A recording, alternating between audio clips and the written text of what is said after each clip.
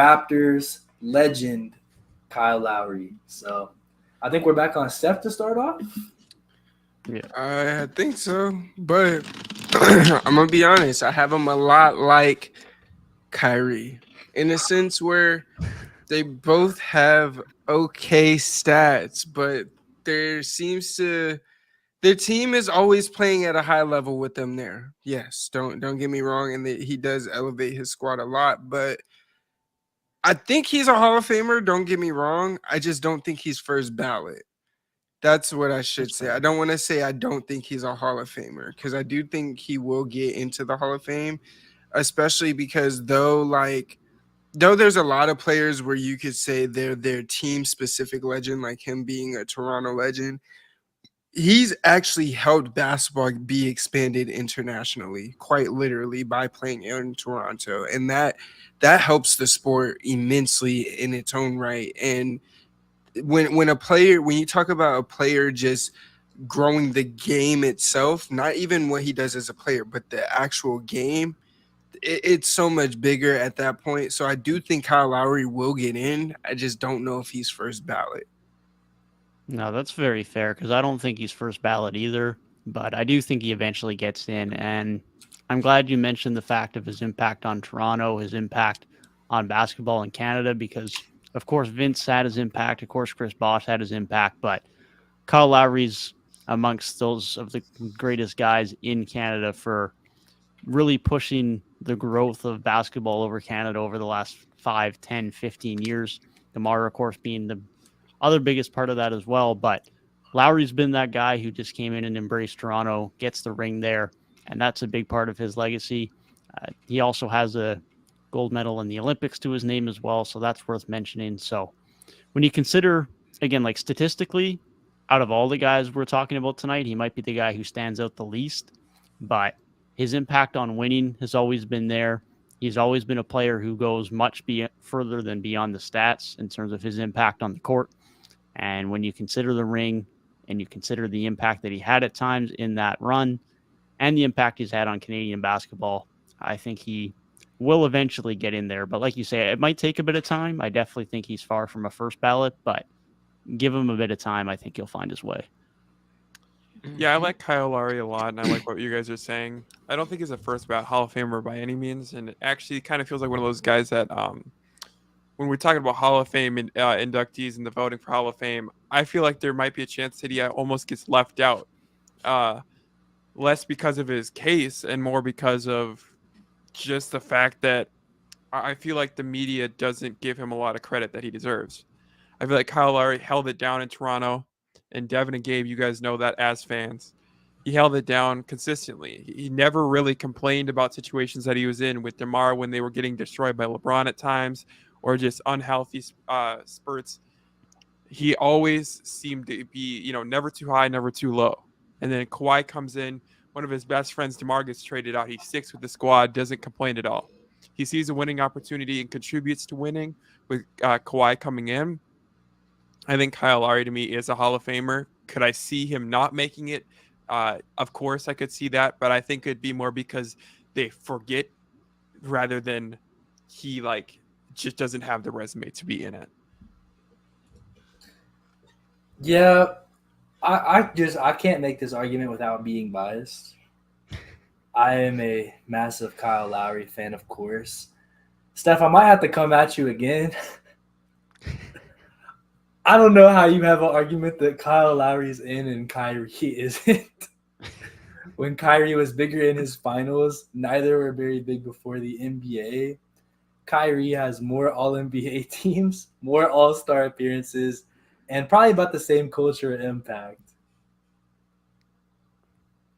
He grew the game internationally. I know Yo, Kyrie did too. Don't Kyrie get me grew the wrong. game a lot. Kyrie grew the game a Yes, lot, though. that's very true. That's fair. But big booty Kyle Lowry got it for me. Yo. Yo, I don't know about Worldwide, that, that's what they bro. call I him. don't know about that. Hey, Mr. Worldwide, that might be his Hall of Fame case alone. I do his big thing is just gonna be his impact in growing Raptors basketball into a real popular brand. It's almost like I might see him as a guy where the Raptors retire his jersey, but I don't know if he gets into the Hall of Fame. And that's just because he does have those All-Star appearances, but once again, the Raptors are a massive fan base. And so when it comes to something like the All-Star game, he's going to be a very popular player, and he's going to be a guy that they want to see there. And especially when you think those Raptors teams, I mean, they were at the top of the East. They're going to deserve All-Star players. But at the end of the day, I don't know if Kyle Lowry was ever a top 15 player in basketball, let alone top 10. He was probably fringe, top 15 at best, and while he did have some great moments, I don't know if his peak as a basketball player was Hall of Fame caliber. I mean, you see only one-time All-NBA, and that's great. Once they went to the finals, he was a big contributor, but what was he, the third option on the team? I mean, Kawhi was obviously your number one, and I feel like Pascal Siakam was a little bit better in that final series. They were both quite good, don't get me wrong, and it's very close, and you could say to make an argument, but when you're not even the clear number two, and also your peak was not as high, I don't know if he was ever a top 5 point guard in the league. When you got to think, there was Steph, there was Lillard, there was Kyrie, there was John Wall. There was a lot of guys, even D Rose for like some of that. Westbrook, even again, a deep point guard position, Isaiah Thomas up in Boston. It's like once you start looking at these things, and it's like some of the guys that you might leave out of the Hall of Fame, well, it's a hard argument to make. And I guess I might be making up a little bit extra for my bias and saying, like, I don't know if the resume is all there at just 16-time All-Star and a second, third option on a championship team. It really does just come back to what his culture impact is going to be on Canadian basketball. And that's no doubt huge.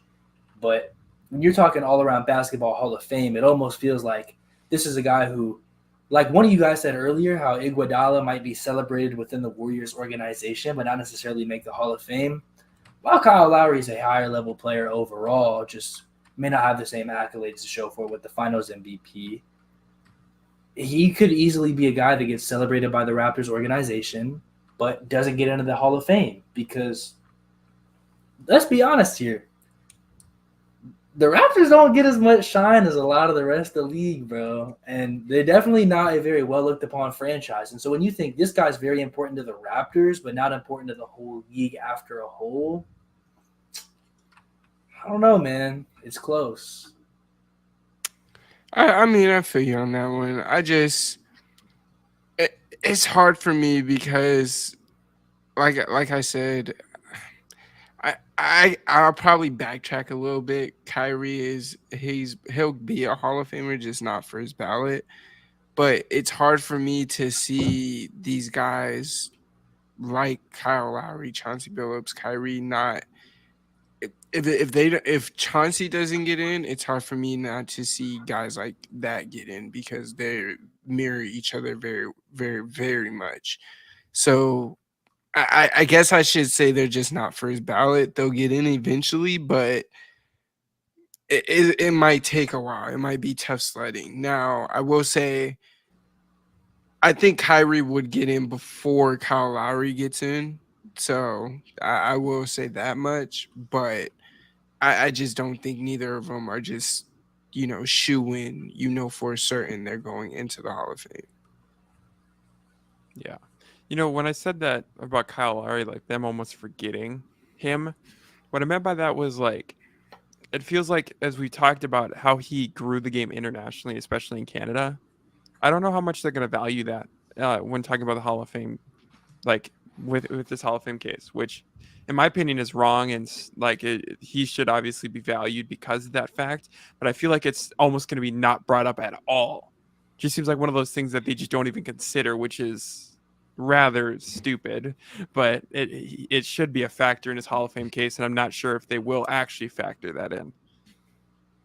Yeah, I mean, we know how the media goes with all things voting. I mean, we see the ballots come in every year, whether it's Hall of Fame, All-Star, or All-NBA, and there's always some questionable decisions, to say the least. So there's no doubt there's always some nitpicking that can be made on what people are or are not considering, especially when it comes to the Hall of Fame. And you talk about something with Lowry where it's outside of the actual on the court impact, outside of the US, which is the majority of the media and what people are going to be predominantly thinking of. So there's definitely an argument there that that could be something that gets overlooked and doesn't get considered as much as it probably should.